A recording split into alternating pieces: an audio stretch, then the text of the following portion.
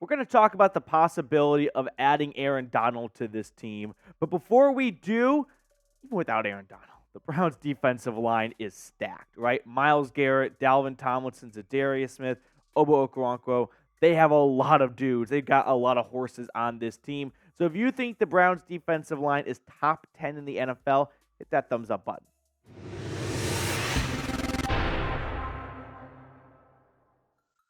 Welcome into the Cleveland Browns Report by Chat Sports. Matthew Peterson here, talking about a very far-fetched idea. No doubt about it, but it's July, and this is what sports fans do in July.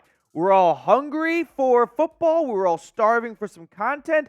So some wild stuff gets thrown out there, and not a lot of it sticks. And that is where we land here, because there was some chatter, if you will, on the Twitter streets and online about trading for Aaron Donald or Aaron Donald getting traded. So I wanted to discuss that on today's show because I don't think it holds a lot of weight to it. If I had to put a Bernie head to it, it's not even getting one Bernie head. It's fake news, in my opinion. It's a fun idea, no doubt about it. Aaron Donald is a superstar player, but I just don't believe he will end up playing for the Cleveland Browns. But I don't think a lot of people thought Deshaun Watson would end up playing for the Cleveland Browns. So crazy stuff has happened. But the way I stumbled across this was I saw a tweet from Dog Pound Daily. It's a good source for Cleveland Browns content with a link to an article of theirs. And the caption was, Aaron Donald trade rumors. Could the Browns be a landing spot? Now, we all know that you don't have to be an encyclopedia of the NFL to know Aaron Donald is likely not going to get traded, and going to the Browns seems like a bit of a stretch to say the least, but it is July, so everyone's kind of, reaching, if you will. And when I clicked on the article, I was looking to see where the trade rumors kind of originated, and they linked this tweet. And this is where the story kind of ended, because NFL Rooms is not a viable spot. They make shit up 50% of the time, and the other 50% of the time, they're like a Walmart version of Dov, right? Where Dov, he just consolidates a lot of big J's and blue check marks out there and breaks it down for everyone. So they said Aaron Donald could be traded by the trade deadline if the season starts bad per Fox Sports. Okay, now who at Fox Sports? And then I remembered watching Colin Cowherd's The Herd, and Jason McIntyre had his top 5 bold predictions for this upcoming season. And number 2 was the Rams' Super Bowl run is over. And within that, he broke down the idea of Aaron Donald potentially getting traded, right? The other bold predictions were bold, and that's fine. That's the whole point of bold predictions. The Bills' Super Bowl window is closed. The NFC North is the best NFC division. I think that one is getting a lot of traction lately because the NFC just doesn't have a lot of teeth to it right now. The Saints will win the NFC. Originally, I thought they said the NFC South, but they just think the whole NFC in general. And that one's definitely bold. And the Steelers will go to the AFC Championship game. That one's just not happening. But here's what Jason McIntyre said about Aaron Donald specifically.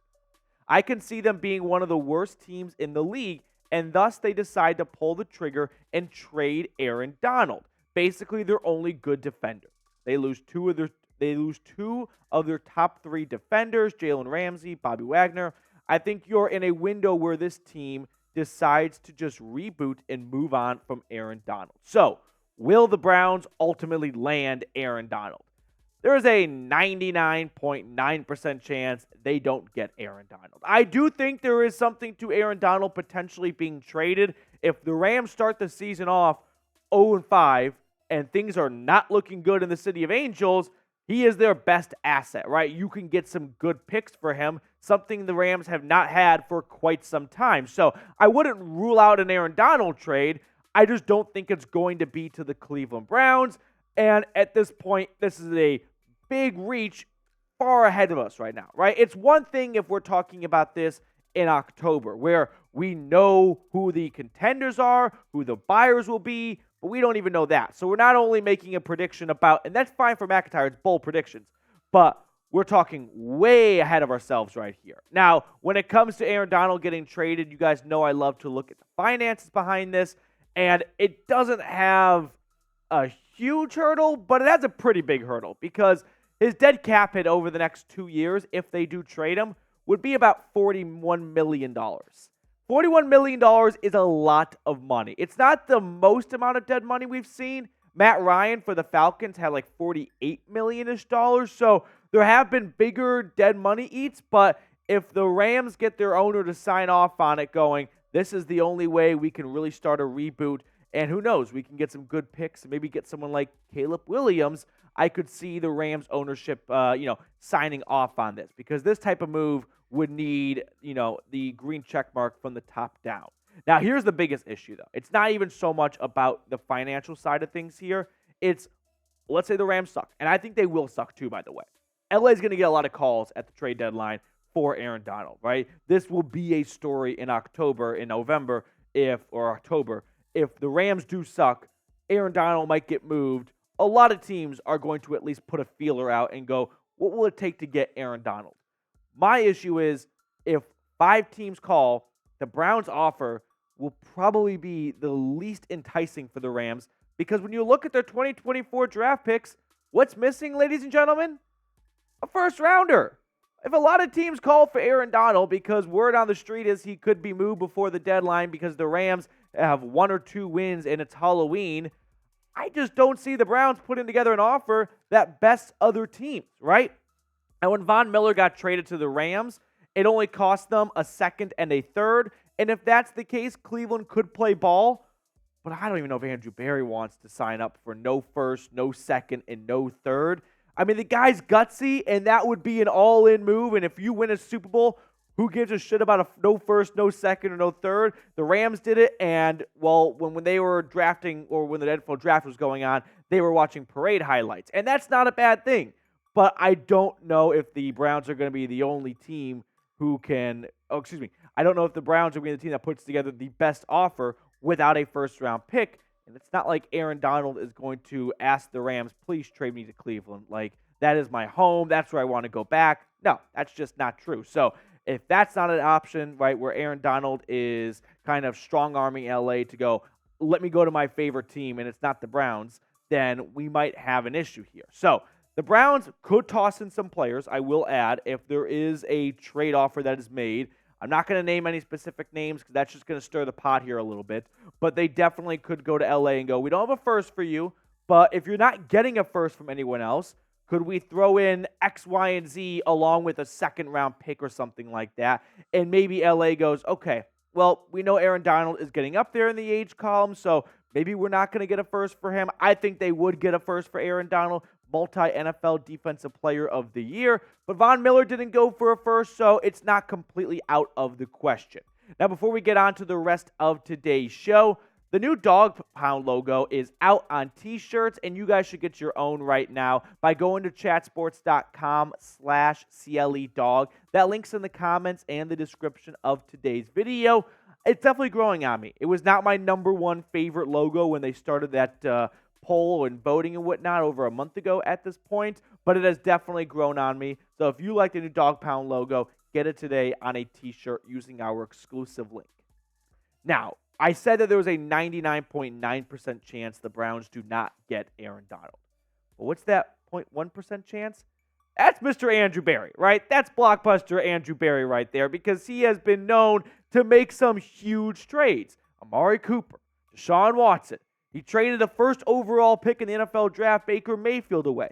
That takes some stones to do, right? He knew when he went down the quarterback path that it was a point of no return when he was publicly pursuing Deshaun Watson. So he is not afraid to push the envelope and to get in the headlines. He's not a GM who sits on his hands and goes, like Jerry Jones, we like the guys we have in the building, right? If he thinks there's an opportunity to improve, he will improve. And Aaron Donald is not just an improvement on the Browns. He's an improvement for every single defensive tackle in the NFL. He's the best defensive tackle. So it goes without saying that Aaron Donald would, of course, be a massive upgrade for the Cleveland Browns, right? I don't think I have to show any Aaron Donald stats to prove that.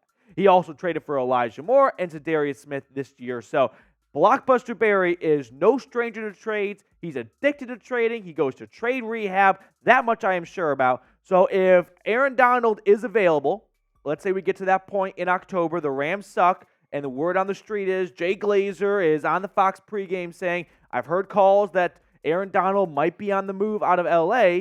Well, if that gets parlayed with this hypothetical scenario where, let's say, the Browns start the season off with win after win after win, taking down the Bengals, the Steelers. Again, hypothetical here.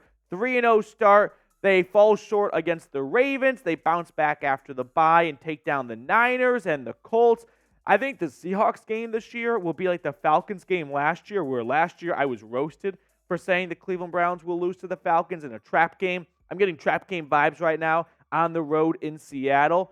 That's why they take down the Cardinals, the Ravens, and then they go towards the NFL trade deadline with a win over the Steelers and then a loss in Denver.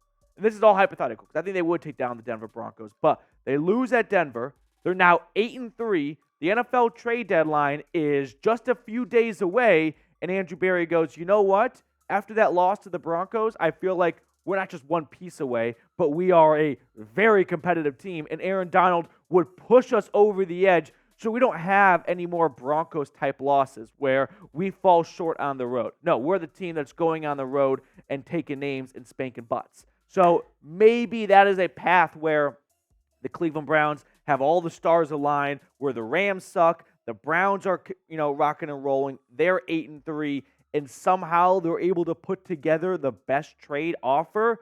All three of those things would have to happen, and that's why I think it's a 0.1% chance, because you need a lot of things to go right, and we're talking way down the line right now. It's July.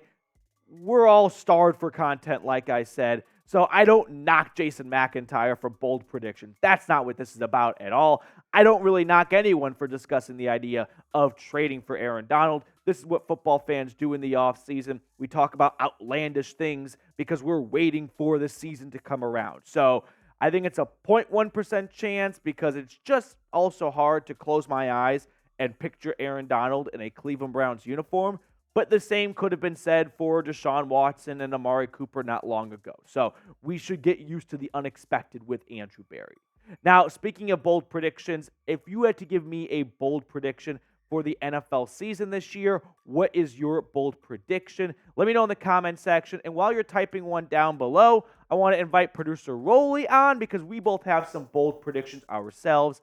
My bold prediction is that the Dallas Cowboys run with Dak Prescott will come to an end after this year. The Cowboys are flirting with the possibility of switching things up after stalemate after disappointing season in their eyes after disappointing season. So Dak is done in Dallas after 2023 because the Cowboys don't reach the NFC Championship game, and that is the goal for Jerry Jones and the Cowboys. Rolly, what is your bold prediction?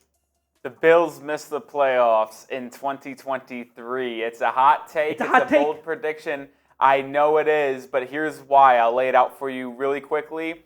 One, Jets got significantly better. They have a better defense. They get Aaron Rodgers back. The Dolphins almost beat them in Buffalo in the first round of the playoffs last year with Skylar Thompson at quarterback. Yeah. And then you might say the Patriots, sure. But, hey, they might add DeAndre Hopkins. Bill O'Brien might make Mac Jones better. There could be something brewing there. And they might struggle in the division. Like, the Bills have arguably the worst defense in the division. And you can argue they have the worst offensive weapons in the division as well. The only reason why they can be good is because they do have Josh Allen. It's a pretty good reason. But I think they do have one of the worst rosters, if not the worst total roster in the AFC East. I will kind of add on to that, too. If the Bills do miss the division, I'll tell you exactly how it goes.